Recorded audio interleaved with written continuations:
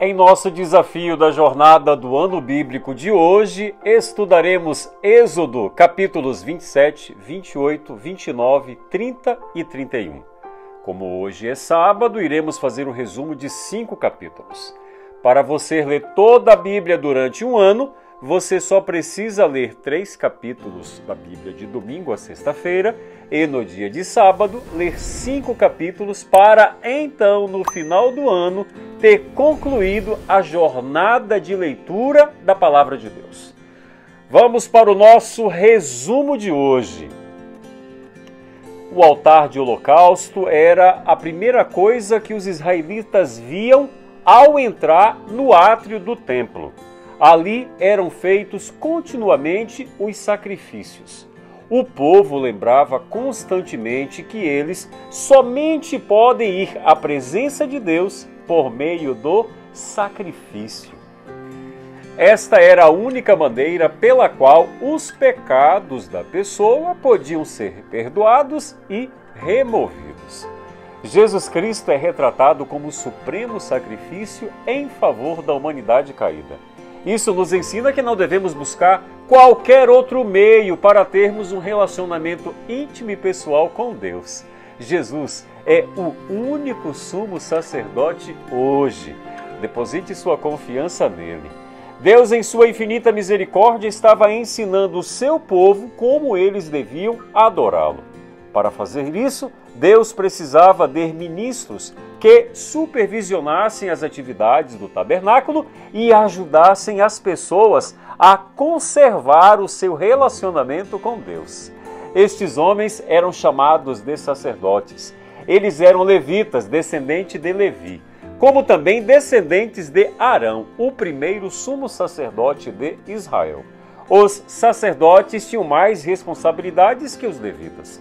Sendo sumo sacerdote, Arão estava encarregado dos sacerdotes e levitas.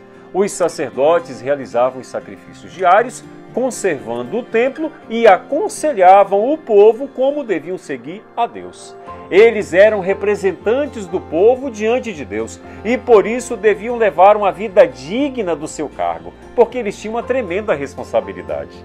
O peitoral do sumo sacerdote, o peitoral que o sumo sacerdote usava, Êxodo 28, versos 15 a 30, simbolizava a natureza e a importância do seu cargo.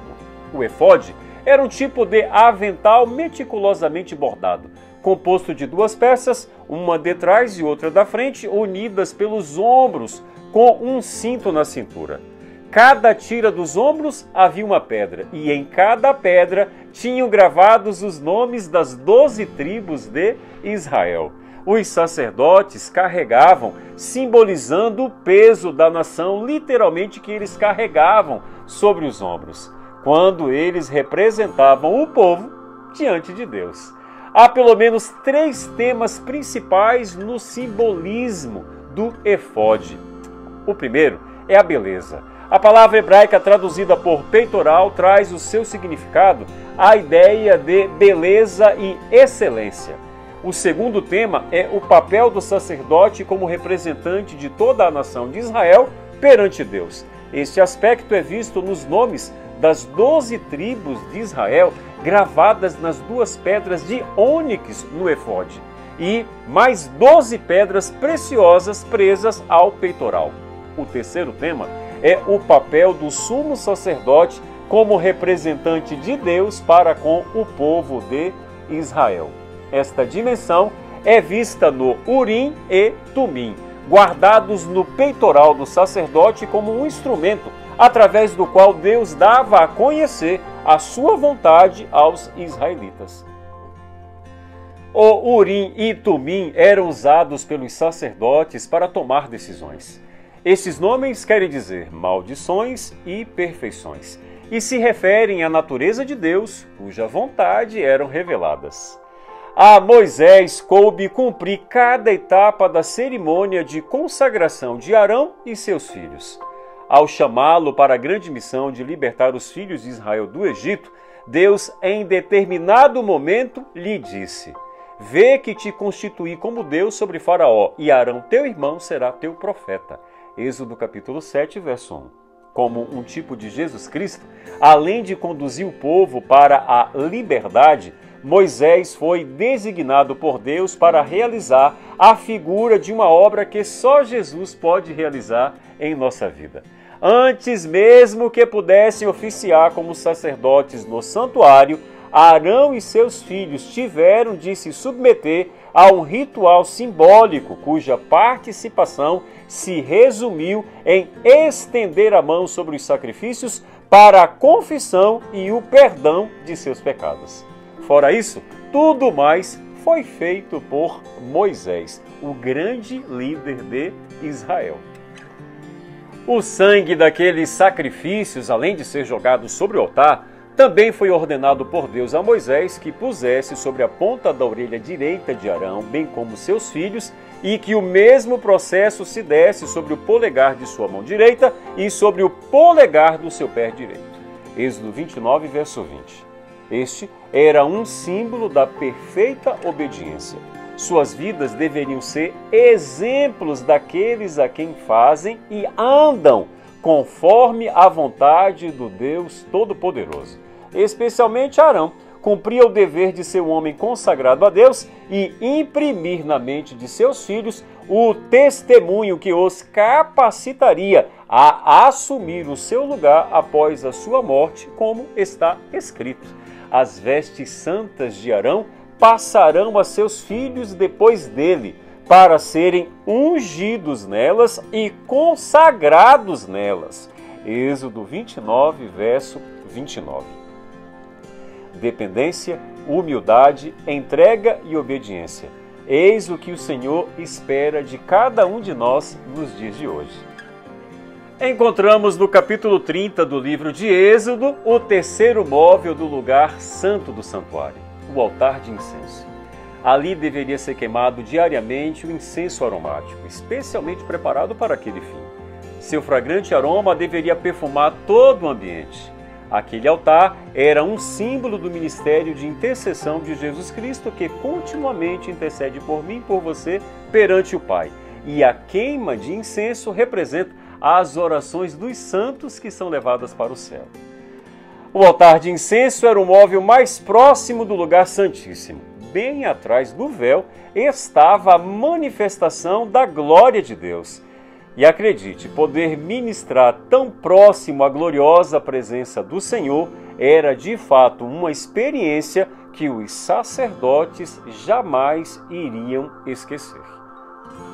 Antes de entrar na tenda da congregação, a fim de cumprir seus deveres diários, os sacerdotes precisavam passar pela bacia de bronze, Êxodo 30, verso 18, ou se você preferir, a pia da purificação. Só após lavarem as mãos e os pés, Êxodo 30, verso 19, poderiam então oficiar no lugar santo. Nenhum sacerdote poderia entrar no lugar santo sem lavar as mãos ou, do contrário, morreria.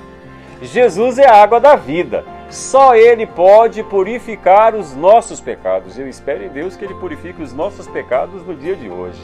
Lavar as mãos e os pés simboliza fazer a vontade de Deus e o caminhar sobre o seu caminho que nos conduz à eternidade. A Moisés também foi dada a ordem de ungir a tenda da congregação, desde o lugar santíssimo até ao átrio, inclusive Arão e seus filhos. Ele foi o primeiro homem a entrar no Santo dos Santos, antes mesmo de Arão. Aquele óleo, mencionado na leitura do texto de hoje, preparado de forma exclusiva para uso sagrado, simbolizava o Espírito Santo. Tudo que era preparado para o santuário tinha o seguinte peso: é santo e será santo para vós outros. Êxodo 30, verso 32. Nada do que ali estivesse, nada do que fosse preparado para o seu uso, poderia ser utilizado de forma comum. Moisés já estava para completar 40 dias em que estava na presença de Deus no Monte Sinai. Este foi o número de dias em que permaneceu ali, na presença do Deus Todo-Poderoso, recebendo dele todas as instruções sobre a construção do santuário e também recebendo de Deus as suas leis. Mas antes de descer e retornar ao arraial, o Senhor lhe falou acerca do artífice e dos homens que ali capacitaria para a realização de sua obra, para também como a observância do sábado, como um santo dia de descanso. Quem estabeleceu o sábado foi o Deus Todo-Poderoso e agora ele está relembrando a santidade do sábado ao seu servo Moisés. Mas a obra de construção do santuário devia ser pausada a fim de que pudesse guardar o sábado do Senhor. A obediência ao quarto mandamento da lei de Deus foi instituída por um Deus como um sinal entre ele e o seu povo. Êxodo 31, verso 13. O fato de Bezalel ter sido escolhido para tão nobre e santo ofício revela que um homem consagrado a Deus e que busca fazer a vontade dele sempre será capacitado pelo Eterno. Nenhum trabalho é sem valor quando empreendido segundo a habilitação do Espírito Santo. Nenhuma lida humana é de menor importância quando aplicado para a honra e glória de Deus. O mesmo Senhor que ordenou 6 dias trabalharás, Êxodo 31, verso 15, é o mesmo que promete capacitar a todos os que buscam com inteireza de coração. O quarto mandamento, ao contrário de que muitos julgam e ensinam, é uma lei trabalhista e divina que inclui o dever do serviço direto do repouso. E esse repouso foi estabelecido pelo Deus Todo-Poderoso. Quando guardamos o sábado, estamos reconhecendo de que o legislador do sábado é o nosso Criador. Porque em 6 dias o Senhor fez o céu, a terra e o mar, e ao 7º dia descansou e tomou alento. Êxodo 31, verso 17. Da mesma forma que Deus faz separação entre as coisas santas e as comuns, como Criador da semana, a semana de 7 dias literais que nós conhecemos, Ele separou o sábado como um dia santo separado dos demais, com uma finalidade muito, mas muito especial, para que conheçamos o Senhor que nos santifica. O 7º dia da semana, o sábado, é um dia de encontro especial com o Criador. É um dia de bênção e um dia de santificação. Desejo para você um sábado feliz e muito abençoado.